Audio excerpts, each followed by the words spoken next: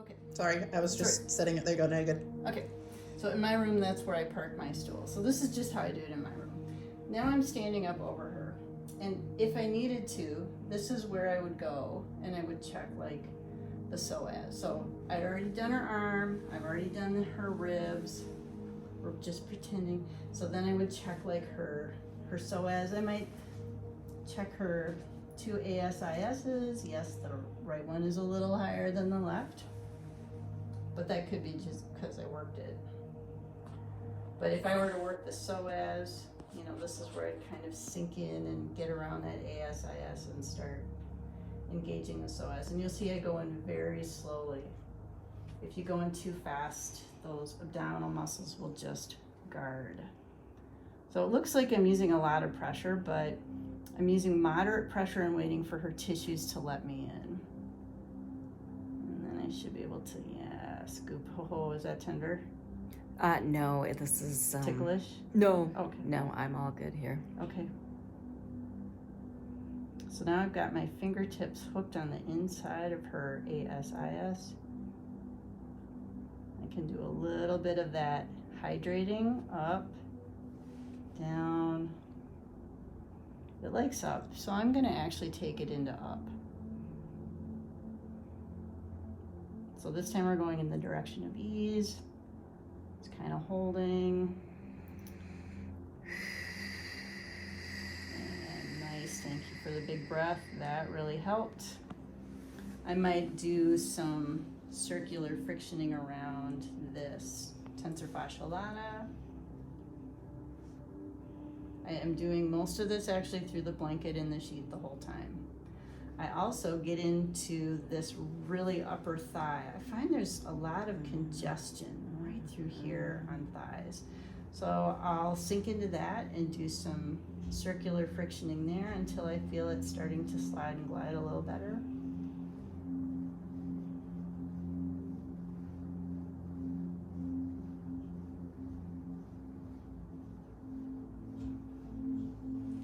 And then I'm usually done with, you know, kind of where the shorts are, so I would uncover the leg because it really does work better to actually get on skin. Do some more circular frictioning, 2 hands, each side of the quad, feeling for where is it sticky. Hers is sticky right there on the edge of that rectus femoris. So I'm gonna sink in and kind of load it and stretch it. I'm going towards her ear, basically. I'm not sliding across the tissue. I'm sticking to it. That actually moves a little better. I might check those adductors front to back.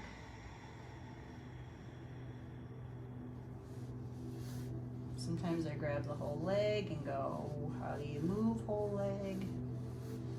It actually moves pretty good. I might do some lymphatic pumping on the back of the knee. This is great for like Baker's cysts and things. I have one of those on the other knee. So that looks like this kind of a thing.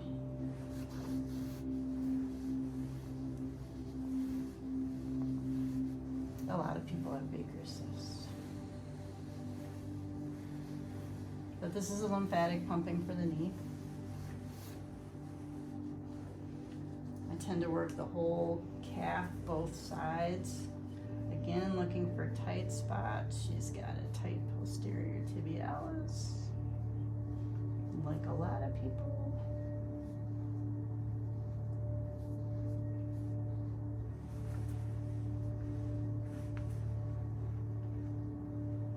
Get my body weight in it. Works much better when I do that.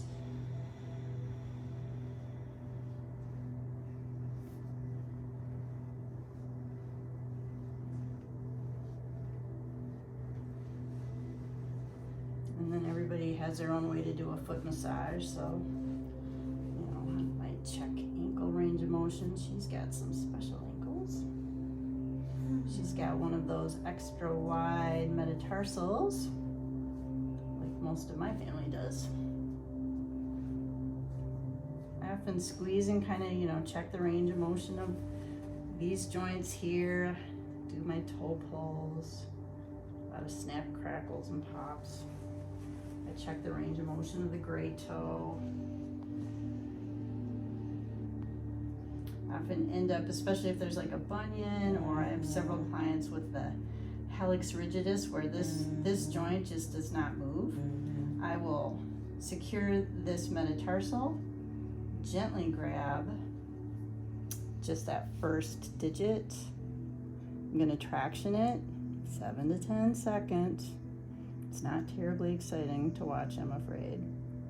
And then when it starts to come, so now it's starting to lengthen just a little bit, I'm actually gonna just very gently rock it back and forth, do little circles, and now what was crunchy is moving much better. Sometimes I also do this joint, but usually it's this joint that I need to traction. Crunch, crunch, crunch. Cover that leg back up, and then I would go and I'd do this leg just like I did that leg, but for the sake of time, I'm going to stop there.